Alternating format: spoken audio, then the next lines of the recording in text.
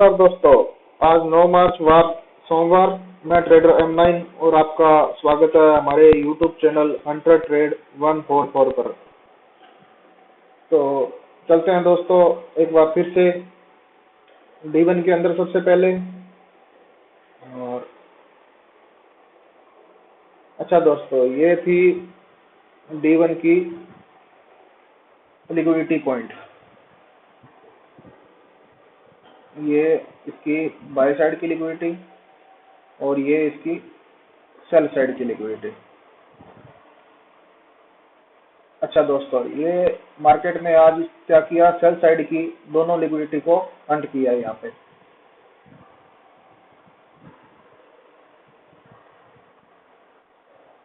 जिन लोगों ने कल और परसों जिन लोगों ने बाई की थी, उन लोगों के आज मार्केट ने एसएल हंट किए हैं। सेल साइड की जो लिक्विडिटी है D1 की, वो मार्केट में ले ली। अभी इसके नीचे जो नेक्स्ट इसकी लिक्विडिटी पड़ी है मार्केट में, वो 4991 पे है। और अब जो बाय साइड की लिक्विडिटी है, वो मार्केट के अंदर ऊपर ये 3 लेवल पड़े हैं, इनको मार्केट हंट करने की कोशिश करेगी। और इसी के साथ एक लिक्विडिटी यहाँ से और बना के जा रहा है।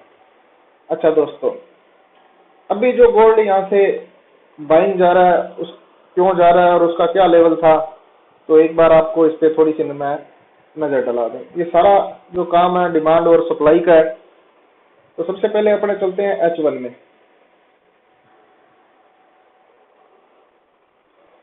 अच्छा, H1 के अंदर देखो दोस्तों, यहाँ ये एक स्ट्रॉन्ग कैंडल बाय की आई थी और इसने पिछली कैंडल की लिक्विडिटी हट की थी और उसके बाद मार्केट यहाँ से ऊपर गया था। तो आप इस एरिया के अंदर देखोगे कि स्ट्रॉन्ग डिमांड कहाँ आई थी गोल्ड के अंदर, तो वो ये कैंडल थी जो पिछली कैंडल की लिक्विडिटी लेने के बाद मार्केट बाई गई थी। तो यहाँ आपको ये एक अपना विक ब्लॉक पड़ा था। ठीक है, इस H1 की कैंडल की विक ले लेते हैं।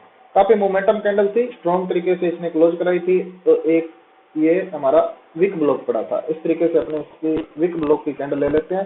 विक ब्लॉक के अंदर बहुत ज्यादा पावर होती है। ठीक है, और विक ब्लॉक की कुछ शर्तें हैं, वो जो हम सीरीज बना रहे हैं उसके अंदर हम विक ब्लॉक की पूरी क्लास बताएंगे भी, विक ब्लॉक कैसे बनता है और कैसे काम करता है।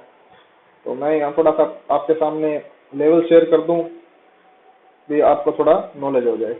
तो ये एक शानदार विक ब्लॉक बनाया था और मोमेंटम कैंडल के साथ बनाया था। H1 की इस विक को ले लिया। H1 टू हम सीधे डायरेक्ट जाएंगे M5 के अंदर।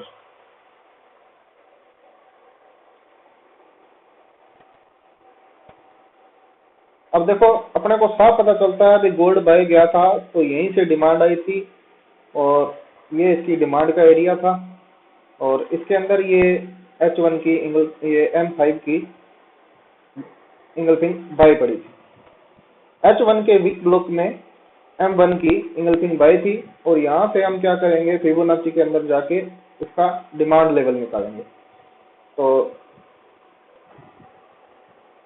इस एरिया के हाई और लो तक मैं इसको मार्क करता हूँ। तो इसका डिमांड जो एरिया निकल के आता है, वो ये एरिया निकल के आ रहा है 50% से नीचे। बिल्कुल करेक्ट डिमांड एरिया ये बता रहा है कि इसका ये एरिया इसका डिमांड का एरिया है। तो अपने इस जोन को यहाँ तक कर लेंगे इस तरीके से। ठीक है, उसके बाद इसको मैं डिलीट करता हूँ और फिर यहाँ हम इस एरिया को M1 में प्रोसाइज करेंगे। एरिया ये H1 के बिग ब्लॉक का है, फिर उसमें M5 का एरिया निकाला हमने डिमांड का, और उसके बाद हम आते हैं M1 के अंदर।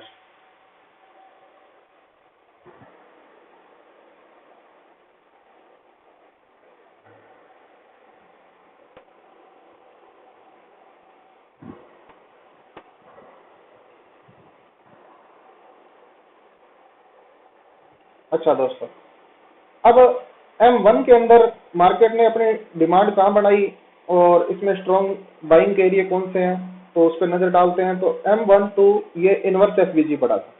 ठीक है, एक ये FBG बाइंग साइड का और एक ये सेल साइड का FBG जिसकी मार्केट ने रिस्पेक्ट नहीं की, ये वाला FBG। ये सेल साइड का एसवीजी, ये बाय साइड का एसवीजी। इसकी ओवरलैपिंग कहाँ हो रही है? यहाँ, ये डार्क एरिया आ रहा है, तो इस डार्क एरिया पे अपने इस तरीके से लाइन लगा लेंगे। अच्छा, सेकंड इसके अंदर डिमांड के अंदर ये एंगल्फिंग बाय है, तो ये एंगल्फिंग बाय, तो ये दो एरिया अपने H12 विक ब्लॉक से M5 टू M1 के ये दो बाइंग एरिया निकल के आए हैं। तो हम यहाँ से इसको लॉन्ग पोजीशन करेंगे और इस सेकंड एरिया के नीचे का आपने ऐसा रखेंगे और इसका 1:2 टारगेट या नेक्स्ट लिक्विडिटी जो भी है मार्केट के अंदर। अब लिक्विडिटी की आगे आपको सीरीज में क्लासें दी जाएगी। यहाँ लिक्विडिटी फाइंड करते हैं, तो एक पॉइंट लिक्विडिटी का ये पड़ा है, दूसरा ये पड़ा है, तीसरा ये पड़ा है, तो हम पहले पॉइंट को टारगेट रखेंगे।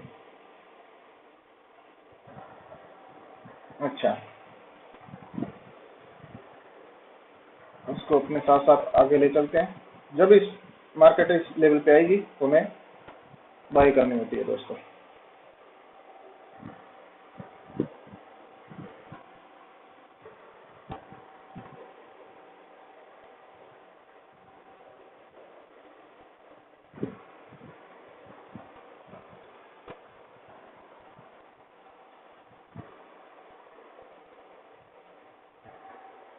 ये लो दोस्तों,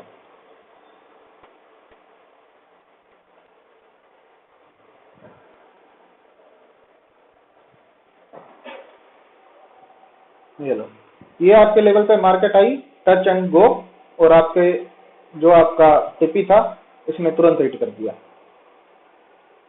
सीधे आपके लेवल पे आते ही इसने यहाँ से इस लेवल को आपको टच किया और तुरंत आपकी टीपी को डन किया। ये होते हैं विक ब्लॉक के बहुत ही स्ट्रॉन्ग एरिया, और आपकी स्टडी के लिए हम एक सीरीज लेके आ रहे हैं, और आज टाइम मिला तो उसमें हम उसका पहला चैप्टर अपलोड करेंगे। और नेक्स्ट इसके अपने लेवल देख लेते हैं फिर से रोज की तरह। तो चलते हैं सबसे पहले D1 के अंदर।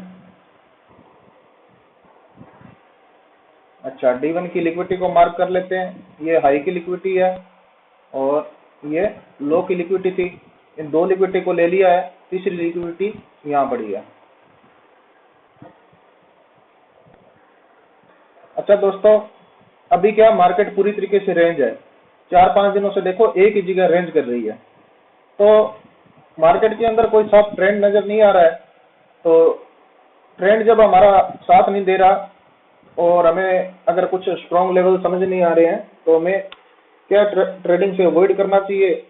और वार की भी स्थिति है, और जो जिनके बड़े अकाउंट है वो छोटे लॉट साइज के साथ विद एसएल यूज करके ट्रेड करें। अच्छा, उसके बाद ये थी D1 की कल और उससे नेक्स्ट दिन की लिक्विडिटी। अच्छा, 2 दिन मार्केट ऑफ थी और उससे पहले की ये दोनों लिक्विडिटी है। उसके बाद अपने देखते हैं इसमें H4 के अंदर। अब देखो इसने क्या किया, H4 में इंगल्फिंग सेल बना दी है। एरिया काफी मजबूत है, ये सेल का लेवल दिया है, बट इसके ऊपर देख लो लिक्विडिटी बहुत बड़ी है, तो ये इतना मजबूत एरिया नहीं है सेल का। ये एक इसने रेसिस्टेंस बनाया है, बट इसके ऊपर बहुत ज्यादा लिक्विडिटी पड़ी है, तो इस एरिया को ये थोड़ी मोटी रिस्पेक्ट करने के बाद ब्रेक भी कर सकती है। और बाय साइड की H1 से H4 टू अपने को कोई लेवल नजर नहीं आ रहा है, ठीक है। और बात करते हैं वॉल्यूम की। अब मैं दोस्तों आपको पिछले हफ्ते से कह रहा हूँ, ये H4 की कैंडल है, इसका हाई वॉल्यूम है, इसको जब तक मोमेंटम कैंडल से लो वॉल्यूम से इसके ऊपर कैंडल क्लोज ना कराए, ठीक है। इस H4 की ये कैंडल है, इसका ये अल्ट्रा हाई वॉल्यूम लगा हुआ है, ठीक है। इसके ऊपर जब तक H4 की ग्रीन मोमेंटम कैंडल क्लोज नहीं होगी, तब तक हम इस ट्रेंड को वेरीफाई नहीं कर सकते भी ट्रेंड पूरी तरह बुलिश हो चुका है। जैसे इसके ऊपर ग्रीन कैंडल क्लोज करा दी H4 पे, फिर हमारा ट्रेंड बुलिश हो जाएगा। फिर जो भी बाय के जो लेवल होंगे उनकी एक्यूरेसी और बढ़ जाएगी और अच्छा खासा वहां से अपने को बाय साइड की मूव देखने को मिल सकती है। लेकिन बार बार बायर इसके ऊपर कैंडल क्लोज कराने की कोशिश कर रहे हैं, बट इसकी लिक्विडिटी लेने के बाद वापस मार्केट नीचे आ जाती है। ठीक है, फिर मैं कह रहा हूँ इसकी ये जो लेवल है इसका वेट करें, इसके ऊपर मोमेंटम कैंडल ग्रीन को क्लोज होने दें। इसी के बीच में ये मार्केट H4 के अंदर पूरी तरीके से रेंज में चल रही है। और H1 की बात करें, H1 के अंदर ये स्ट्रॉन्ग विक ब्लॉक था, उसको भी मार्केट लेके बाइंग होने की कोशिश कर रही है। और सेम सेल का level H4 to H1 sale का लेवल वही निकल के आ रहा है। और बाय का कोई स्ट्रॉन्ग लेवल अभी तक मार्केट ने बनाया नहीं है, और यहाँ भी कोई उसने ऑर्डर ब्लॉक वगैरह नहीं बनाया। और ये एक इंगल्फिंग बाय बनाई है उसने मार्केट ने, ये दोबारा उसने एक बाय की सपोर्ट तैयार की है, और इसका कलर कर देते हैं ग्रीन। ये आपकी सेल और बाय की सपोर्ट है। ठीक है, और मैं तो कहता हूँ इसको मार्केट को किसी एक तरफ निकलने दो, या तो इस एरिया को ब्रेक करे, ब्रेक करने के बाद रिटेस्ट से हम इसको बाय करते जाएंगे और लॉन्ग टर्म के लिए होल्ड करते जाएंगे। अगर ये सेल साइड की इस एरिया को ब्रेक करती है, इस लिक्विडिटी मेजर लिक्विडिटी जो ये पड़ी है इसको हंट करती है, तो रिटेस्ट पे हम इसको सेल करते जाएंगे। तो ये थे सेल और बाय के लेवल। बिना स्टॉप लॉस के ट्रेड ना करें, कुछ स्ट्रॉन्ग इसके अंदर सेल और बाय के लेवल नजर नहीं आ रहे हैं अभी। मार्केट पूरी तरीके से H4 में रेंज में है। और मिलते हैं कल की वीडियो में, और हमारे YouTube चैनल के नीचे इंस्टा और टेलीग्राम का लिंक दिया गया है, वहां से आप हमें ज्वाइन कर सकते हैं। ठीक है दोस्तों, धन्यवाद।